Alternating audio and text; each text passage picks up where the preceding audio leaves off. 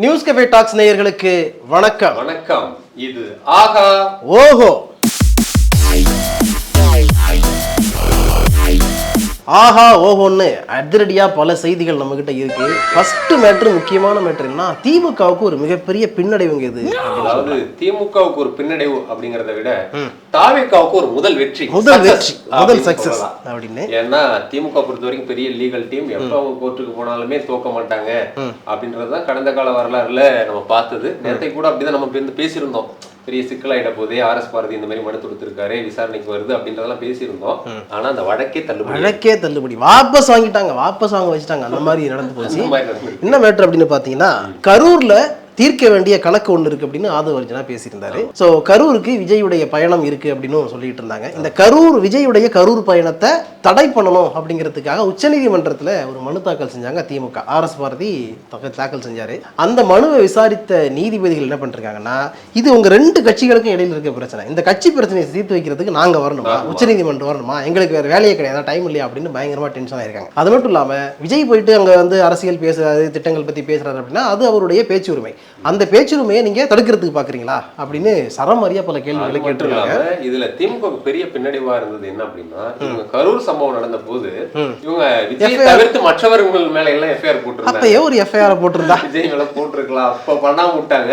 அதுதான் கேட்டிருக்காங்க. அப்ப முதல்வர் விஜய் நீங்க அக்யூஸ்னு சொல்றீங்களா அப்படின்ற மாதிரி எல்லாம் கேள்வி.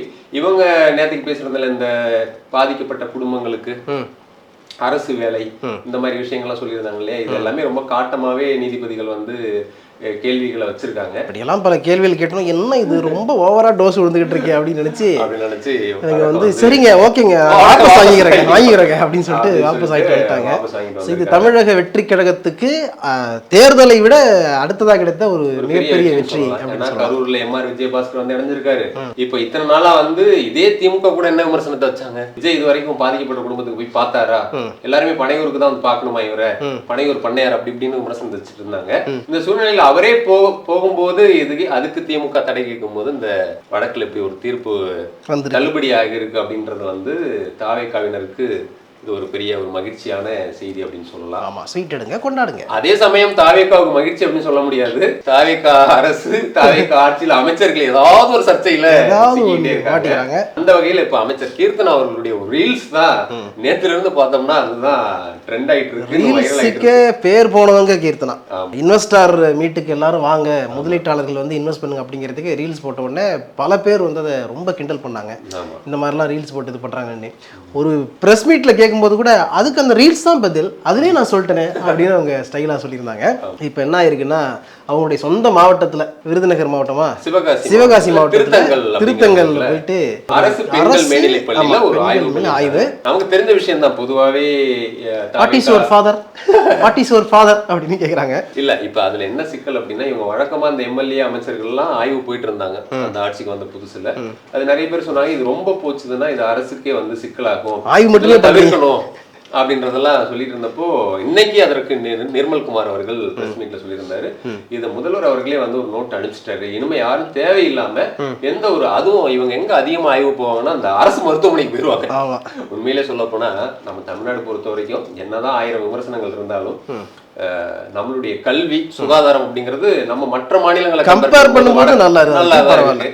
அதனால இன்னைக்கு நிர்மல்குமார் கூட அதான் சொல்லியிருந்தாரு, அரசு மருத்துவமனைக்கு போனோம்னா அங்க சில குறைகள் இருக்கு, செவிலியர் பத்தல, சில எக்யூப்மெண்ட்ஸ் இல்ல, அந்த மாதிரி பிரச்சனைகளோட தான் டாக்டர்ஸ் நோயாளிகளை பார்த்து சிகிச்சை கொடுத்துட்டு இருக்காங்க. அப்போ அவங்களுக்கு நாம ஏதாவது உதவிதான் செய்யணுமே தவிர அங்க போய் அவங்களுக்கு தொந்தரவு செய்யற மாதிரி நம்ம எதுவும் செய்யக்கூடாது. அதெல்லாம் தன்னிறைவு வந்த பிறகு நம்ம அந்த ஆய்வு எல்லாம் பண்ணிக்கலாம் அப்படின்னு முதல்வர் அவர்களே அங்க இருந்து சொல்லிட்டாங்க. அதனால அரசு பள்ளிக்கோ அரசு மருத்துவமனைகளுக்கோ அந்த அரசு ஊழியர்களுக்கு தொந்தரவு செய்யற மாதிரி, அங்க இருக்கிற பொதுமக்களும் தொந்தரவு செய்யற மாதிரி யாரும் பண்ணக்கூடாதுன்னு சொல்லியிருக்காங்க. இருந்தாலும் அதை மீறி சில ஊர்கள்ல அந்தந்த சொந்த ஊர்ல இருக்கிற சில கம்ப்ளைண்ட்ஸ் வரும்ல, இங்க ஸ்கூல் சரியில்லை, இங்க பஸ் ஸ்டாண்ட் சரியில்லை, அப்படி இருக்கும்போது சில அமைச்சர்கள் சிலர் போறாங்க. அப்படி கீர்த்தனா போயிருக்கலாம் அப்படின்ற மாதிரி சமாளிச்சுட்டாரு. இருந்தாலும் அந்த ரீல்ஸ்ல என்ன சர்ச்சையாயிருக்கு அப்படின்னா, ஏற்கனவே அவங்க தொழில் முனைவோருக்கு போட்ட ரீல்ஸ் பிரச்சனை கிடையாது, அது ட்ரெண்ட் மாறுது, ஜென்ரேஷன் மாறுதுங்கும் போது ஓகே, அதை நம்ம அக்செப்ட் பண்ணிக்கலாம். இங்க இவங்க ஒரு மாணவி கிட்ட வாட் இஸ் யுவர் ஃபாதர் அப்படின்றது கேட்கறதெல்லாம் அவங்க அந்த அரசு பள்ளியில படிக்கிற சில மாணவிகளுக்கு ஒண்ணு ஆங்கில அறிவுல பிரச்சனை இருக்கலாம், இல்ல சிலருக்கு அந்த கூச்சம் கூட வரும், திடீர்னு புதுசா ஒரு தடுமாற்றம்லாம் இருக்கும்.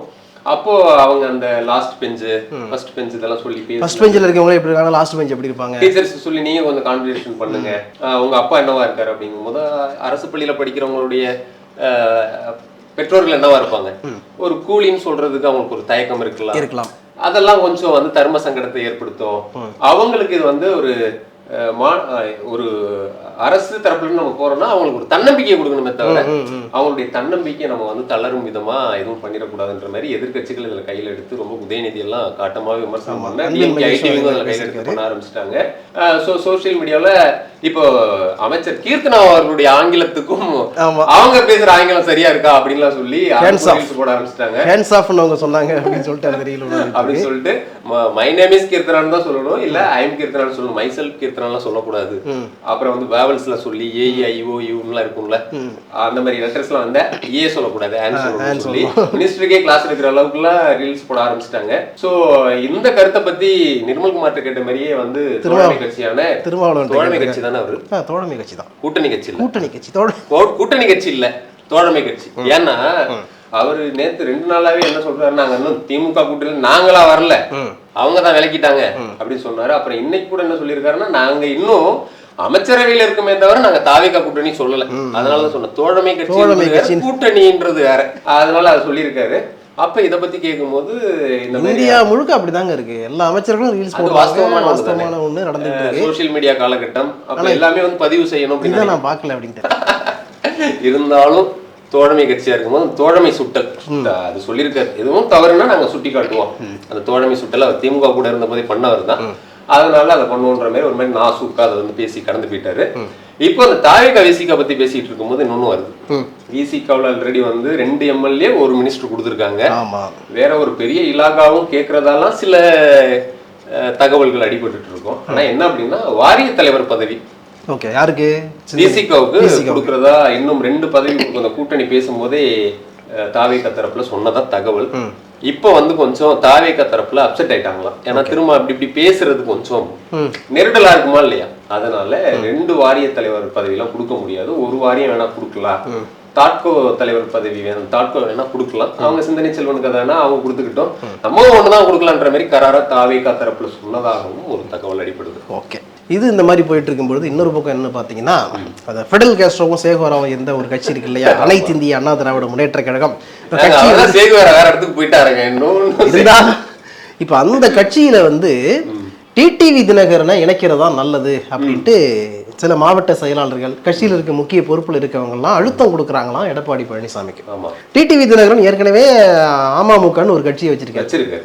இதுல இன்னொரு விஷயம் என்னன்னு பார்த்தீங்கன்னா, சசிகலா அவர்களும் தனியா ஒரு கட்சி ஆரம்பிச்சு ஐயா ராமதாஸ் கூட கூட்டணி அமைச்சு அவங்க நிறைய இடங்கள்ல அனைத்து இந்திய புரட்சி தலைவர் மக்கள் அது வந்து அதிமுகன்ற மாதிரி ஒரு அவங்க ஒரு கட்சி வச்சிருக்காங்க. ஆமா, ஒரு கட்சி வச்சிருக்காங்க. ஸோ இப்படிப்பட்ட நிலைமையில இப்போ டிடிவியை கூப்பிட்டோம்னா இவங்களை சசிகலாவையும் கூப்பிட வேண்டியிருக்கோம், சின்னமாவையும் கூப்பிட வேண்டியிருக்கோம், என்ன பண்றது அப்படின்னு இவர் யோசிக்கிறாரு.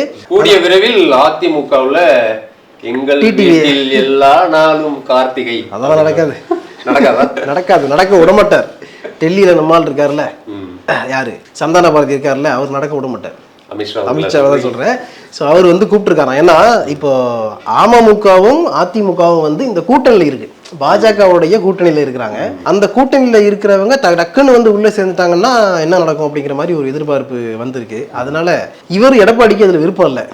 எப்படிங்க அவரை வந்து சேர்க்க முடியும், நம்மளை வந்து வேண்டாம் அப்படின்னு சொல்லிட்டாரு, அவர் வேலைக்கு போயிட்டாரு, தனியாக இது பண்ணிட்டாரு, நிறைய பிரச்சனைல தான் நம்ம தனியாக கட்சியை வந்து தனிமரமாக நான் எல்லாத்தையும் பண்ணிக்கிட்டு இருந்தேன், இந்த டைமில் எப்படி சேர்த்து வைக்க முடியும், அதெல்லாம் நடக்கக்கூடாது அப்படிங்கிற மாதிரி அவர் சொல்லிட்டு இருக்காரு போல. ஆனால் இருக்கிறவங்க அதிருப்தியில் இருக்கிறாங்க, ஹாப்பியாக இருக்காது. ஆனால் அவர் ரொம்ப நாளாக வந்து ரெட்டலை சின்ன எங்களுக்கு தான், அதிமுகவுக்கு நான் தான் பொதுச்செயலாளர் அப்படின்னு சொல்லிட்டு இருந்தார். கடைசியில் அது எடப்பாடி கைக்கு போன பிறகு அவர் தனியாக ஒரு கட்சி ஆரம்பிச்சார். ஸோ திரும்ப வந்து விட்ட இடத்த பிடிக்கணும் அப்படிங்கிற ஆர்வம் அவர் இருக்கத்தான் செய்யும். ரொம்ப தெளிவாக எப்பவுமே என்ன பேசினாலும் தெளிவாக பேசக்கூடிய ஒருத்தராக இருக்காரு. முன்னாடி வந்து இலைமறைக்காயா பேசிட்டு இருப்பாங்க, இப்போ வந்து கும்பகோணத்தினுடைய பகுதி செயலாளரே நேரடியா வந்து சொல்லியிருக்காரு. எடப்பாடிட்ட வந்து கேட்கும், டக்குன்னு பதறிட்டாராம். இல்ல அவர் தனி கட்சி, அதுவும் இல்லாம நம்ம கூட்டணியில இருக்கிறாரு, அதனால என்ன பிரச்சனை, அந்த கட்சி கிளை செயலாளர் நம்ம கிளை செயலாளரும் சேர்ந்து வேலையை பார்த்தா ஜெயிச்சுட்டு போறோம் உள்ளாட்சியில, அந்த மாதிரி சமாளிச்சிருக்காரு. அதனால அமித்ஷா நயினார் நாகேந்திரனுக்கு போனை போட்டு நீங்க 2 பேரும் கிளம்பி வாங்க டெல்லிக்கு. சசிகலா டிடிவி சொல்லிட்டு இருக்கீங்க. இன்னொரு குரூப் இருக்கு, அண்ணாமலையே அதிமுக சேர்க்க. ஆமா, அண்ணாமலை அதிமுக சேர்க்க பேசிட்டு இருக்கு. சோ கூடிய சீக்கிரம் டெல்லியில அமித்ஷா அவர்கள் வந்து இவங்க 3 பேருமே அழைச்சிருக்காரு. அண்ணாமலை இல்ல, நயினார் நாகேந்திரன், எடப்பாடி பழனிசாமி, டிடிவி தினகரன். இந்த சந்திப்புக்கு பிறகு என்னவாகும் அப்படிங்கிற ஒரு கேள்வி இருக்கு. அதிமுகவை ஒற்றுமைப்படுத்தி வைப்பாரா, இல்ல நம்ம கூட்டணி இன்னும் பலப்படுத்தலாம்னு பேசுவாரா? அதிமுகவை வந்து ஒற்றுமைப்படுத்தி வைக்கிறதான வாய்ப்பு கம்மி. அப்பதானே வந்து எங்களுடைய ஒற்றுமை இருக்கு. என்ன பெனிஃபிட் இருக்கு அதிமுகவில் நீங்க ஒன்றிணைறதுனால? அதிமுக அங்கங்க கொஞ்சம் கொஞ்சம் இருந்துச்சுன்னா நாங்க வந்து ஸ்ட்ராங்கா இருக்கலாம் அப்படிங்கிறது தான் அவங்களுக்கு பெனிஃபிட் அப்படின்னு நான் நினைக்கிறேன். ஸோ இந்த மாதிரி ஒரு பக்கம் போயிட்டு இருக்கும்போது அண்ணாமலை இதுக்குள்ள இருக்கணும்லாம் சொல்லிட்டு இருக்கும்போது, அண்ணாமலை இப்போ அமெரிக்காவில் இருக்காரு. அமெரிக்காவில் லீடர்ஸ் மீட்டிங் அங்கே நடந்துகிட்டு இருக்கு. ட்ரம்ப் அதில் சேர்ப்பாருன்னு நினைக்கிறேன். அந்த மாதிரி போயிட்டு இருக்கு. அப்படி போயிட்டு இருக்கும்பொழுது இந்த வழக்கு ஒன்று போட்டிருந்தார்ல, டிஆர் பாலு மேல ஒரு வழக்கு போட்டார், அவதூறு வழக்கு. அந்த வழக்கு வந்து டிஆர் பாலு போட்ட வழக்கு என்ன பண்ணிட்டாரு, அவரே வாபஸ் வாங்கிட்டார்.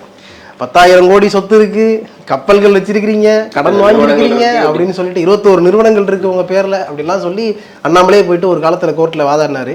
டிஎம்கே ஃபைல்ஸ் அப்படிங்கிற ஒன்று 2023 ரிலீஸ் பண்ணாரு. பயங்கர பரபரப்பை கிளப்பினுச்சு. இப்போ என்ன நடந்திருக்குன்னா, இவரும் அதாவது அண்ணாமலையும் அவருடைய மனைவி பேர்ல சொத்து வாங்கியிருக்காரு, இவர் டிஆர் பாலுவும் வாங்கியிருக்காரு.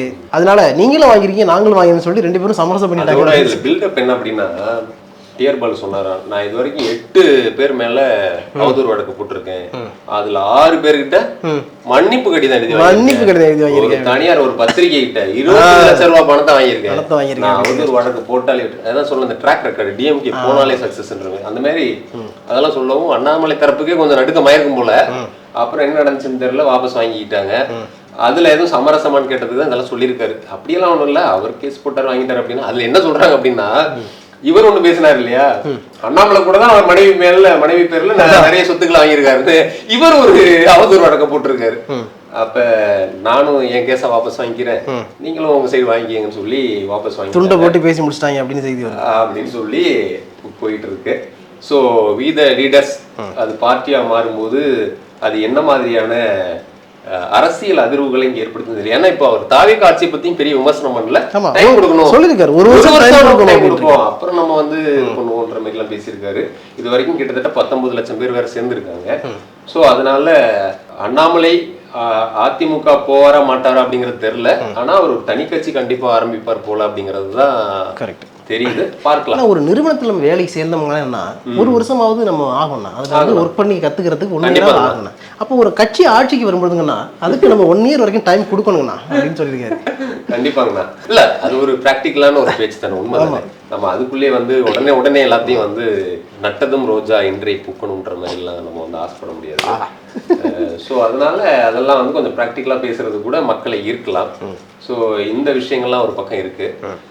இன்னொரு பக்கம் நம்ம ஏவா வேலுவை பத்தி நேற்று நீங்க ஒரு தகவலை சொல்லியிருந்தீங்க, அதுல ஒரு அப்டேட் நமக்கு கிடைச்ச. சிங்கப்பூர் போனதா? ஆமா, அவர் சிங்கப்பூர் சிகிச்சை எதுக்கு போனாருன்னா அவர் கைதுக்கெல்லாம் அஞ்சு போல, சோதனைக்கெல்லாம் அஞ்சு போல. கைதுக்கு அஞ்சுறவன் கிடையாது திமுக காரன் அப்படின்ட்டு அவர் வந்து உண்மையிலேயே உடம்பு சரியில்லைதான். ஆனா அதுக்கு பின்னாடி இருக்கிற பஞ்சாயத்து என்ன அப்படின்னா, அவர் நெடுஞ்சாலைத்துறை பொதுப்பணித்துறையில இருந்தார் இல்லையா, அப்ப நிறைய ஒப்பந்தத்துக்காரர்கள்ட்ட கொஞ்சம் பணம் எல்லாம் முன்பணம் வாங்கி அடுத்த 5 வருஷம் இல்ல 10 வருஷத்துக்கு நாங்க தான் நம்ம தான் அடுத்த ஆட்சின்னு சொன்னோம். திராவிட மாடல் 3.0 வரப்போகுது. நிறைய டெண்டர் வாங்குறவங்களும் அட்வான்ஸ் எல்லாம் பண்ணிருக்காங்க. அது என்னன்னா இந்த ரிசல்ட் எப்படி எதிர்பார்க்கலாம் அவங்க.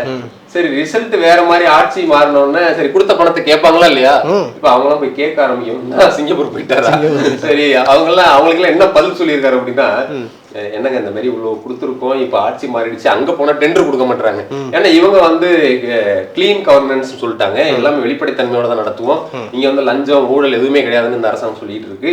எப்படி போய் தாவேகா கவர்மெண்ட் நாங்க டெண்டர் வாங்குறது, நீங்க கொடுத்த பணத்தை இல்ல அதெல்லாம் தலைமை கொடுத்துட்டேன், தலைமை கொடுத்துட்டீங்களா அப்படின்னு உடனே இத ஸ்மெல் பண்ண டிவிக்கே ஆதவர்ஜுனா சும்மா இருப்பாரா, அதான் 1ஆம் தேதி அறிக்கை விட்டாரு. மக்கள் நீதி மையம் கட்சியில வேட்பாளர் மனு தாக்கல் பண்ணும்போது கமல் ஒரு இது சொன்னாரு, அதாவது வேட்பாளர் மனு தாக்கல் பண்றதுக்காக நீங்க கட்டின பணம் எல்லாம் திருப்பி வராது, அது கட்சியோட நீங்க எடுத்துக்கிட்டோம் அப்படின்னாரு. அந்த மாதிரி அது மாதிரி பார்ட்டி ஃபண்ட் தான் பார்ட்டி ஃபண்ட் போல, அதனால அதை நம்ம வந்து எதிர்பார்க்க முடியாதுன்னு நினைக்கிறேன். இருந்தாலும் இந்த தாவேகா கவர்மெண்ட் வந்து எப்படியாவது இந்த திமுக அமைச்சர்கள் சிக்குவாங்களா, ஆதவர்ஜுனா அறிக்கையை விட்டு வெயிட் பண்றாரு.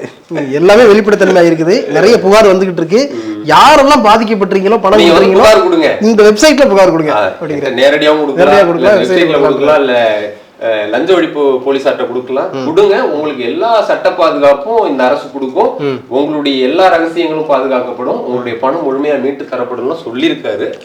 சொல்லியும் இன்னும் ஒரு புகார் கூட வரல அப்படின்னு சொல்லி வாங்க யாராவது வாங்கய்யா அப்படிங்கிற மாதிரி ரெடியா இருக்காங்க. என்ன வேணா நடக்கலாம்னு சொல்லி அவங்களுக்கு அந்த பயம் இருக்குமா இல்லையா, அதனால வரமாட்டாங்க, பொறுத்திருந்து பார்க்கலாம்.